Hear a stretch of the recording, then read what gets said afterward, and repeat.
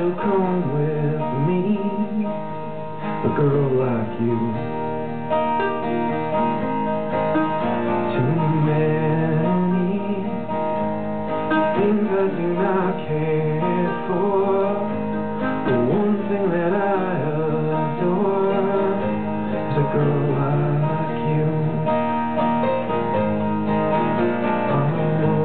Always try to look you in the eye. It's okay with a girl like you. Tomorrow I think I'll tell her something that I haven't said to a girl like you. And even if I don't know what the day will bring, so I can tell most anything to a girl like you. Always try to look you in the eye. It's okay with a girl like you. It's okay with a girl like you. A girl like you. Yeah. Very nice. Yorn is here on 103.7 The Mountain. Where did that song come from? That was a secret track on my first record, on Music for the Morning After. It was just something I tagged on at the end, about 37 seconds after Simon Eyes ended. And that was, someone asked me to write that song, actually. This guy, Edward Burns, Eddie Burns is an actor and director. He said he was making a movie called Sidewalks in New York, and he said, I need a song for a character in the movie to sing called A Girl Like You. Could you write a song like that? I said, what's it supposed to sound like? He said, I don't know, just like a metal, like Beatles type tune.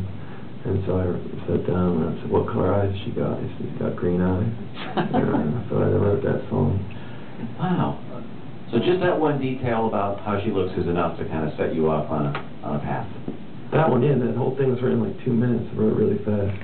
But, I mean, the lyrics I really relate to. I mean, in my own life, I could, you know, I feel it, so. But, yeah, that was like that was one of those, an order-up song. Yeah. Well, it's good if you can do it on demand like that. That's pretty cool. Yeah, I very rarely do.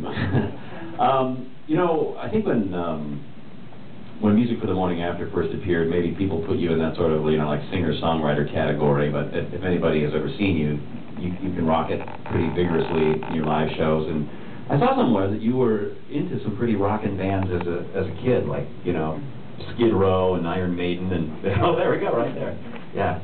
I make him wear that shirt every day. Really? One of the crew here has an Iron Maiden shirt on.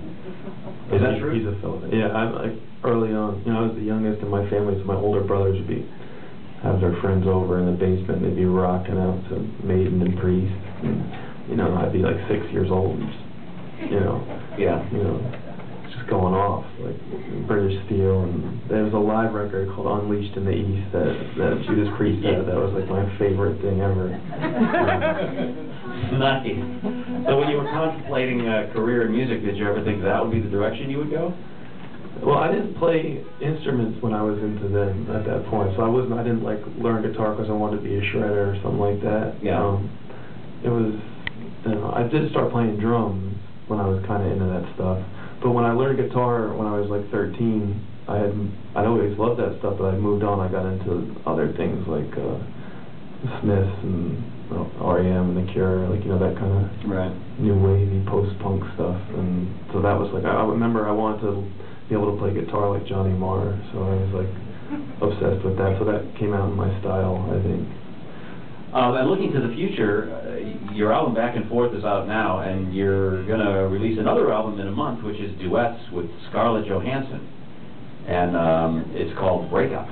That's right. And there's already a song out called Relator, which is just amazing. And there's a really sweet, beautiful video for that, too. Thanks, man. And how did that come about?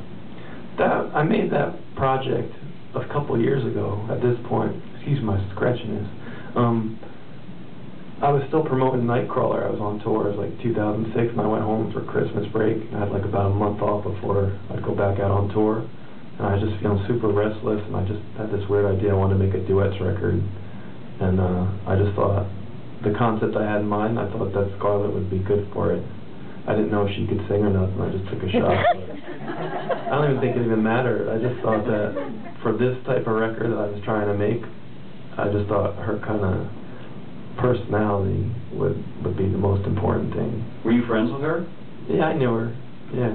So it wasn't just a complete, call, shot in the dark? No, I mean, I hadn't talked to her in about a year and a half at that point. I had an old phone number in my phone, so I texted her and said, "You want to make a record?" And she said, "Yeah." So. It's pretty sweet. Have you heard the whole record? I haven't heard the whole thing. If you like that, you'll like the record. It's really fun. It's like, it's my happiest record. It's called Breakup, but it's really happy. Is there any chance you guys will tour together at any point, do you think, or do some shows? We're going to Paris in September. We're going to play there, and then I think we'll play something in L.A., and we'll see if there's a demand. Maybe we'll get it going, Yeah. But, she's a busy girl. Yeah, that's true. Yeah. One of the hugest actresses in the world. It's kind of tough. But I think, when I'm going to be home in about a week and a half, we're going to get together and sing and see how that feels. So. I was following your Twitter feed over the last couple of days. You seemed like you liked the Seattle Public Library. Oh my God, amazing. These are all recommendations by my cousin Max, by the way. He we get to town and he sends out an email to everyone saying, places to check out. And so I went there because of his recommendation. Nice. And I went to a great restaurant last night because